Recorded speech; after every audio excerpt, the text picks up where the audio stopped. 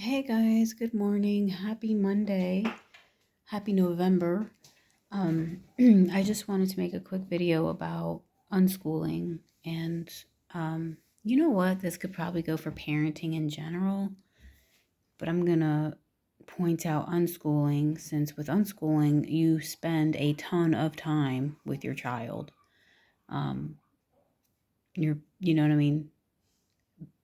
That's basically what you're doing, unless you're like obviously the child can goes to extracurricular activities and does gymnastics or whatever. I'm not saying you spend every waking moment with your kid, but you spend a lot more time with your child than if you had chosen to if you had chosen the public school route um, or route, whatever. So I think it was unschooling and homeschooling. No, just unschooling. Okay, mostly unschooling because it's so based on relationship.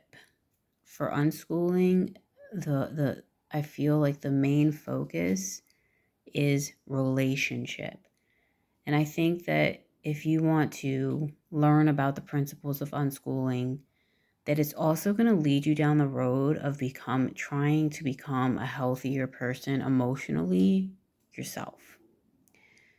Because relationships, right? And in order to have relationships with other people and build relationships, there's also like this idea that you need to also be working on yourself and clearing out. I was thinking just like codependent behavior, or controlling behavior, codependent behavior, just lots of behaviors. um, because again, how can you have a good, healthy relationship with your kids if if you're struggling with codependency or you're narcissistic or you're neither of those things? Maybe you're not, you don't have to be a label, but if you have certain behaviors, it might hinder the relationship with the children. And also, I want to mention that unschooling and being around your kids a lot doesn't mean that your kids run over you, right? Because that's not a healthy relationship, is it? When you have a relationship with people and you allow them to take advantage of you or run over you and you lose your sense of self, you don't know who you are, you don't engage in the activities that you love, that's also not a healthy relationship. And that's not what unschooling is about. And Pamela Rickia really focuses on this a bit in her books too. She focuses a lot about relationships and basically it's about everybody in the family unit working together to help meet all of their needs, even the parents.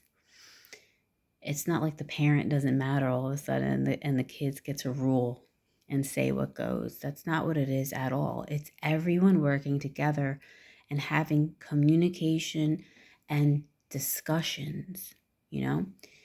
So, and working things out, and which takes a while, right? Because working things out doesn't always like take 5 minutes.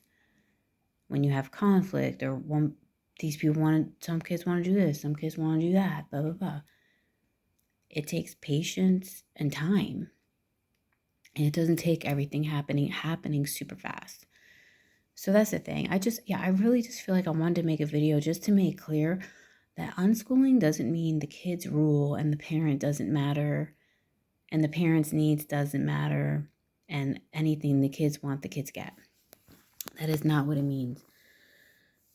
And it doesn't mean unparenting. And I think that when people jump to these conclusions, it's just basically out of fear and ignorance, really.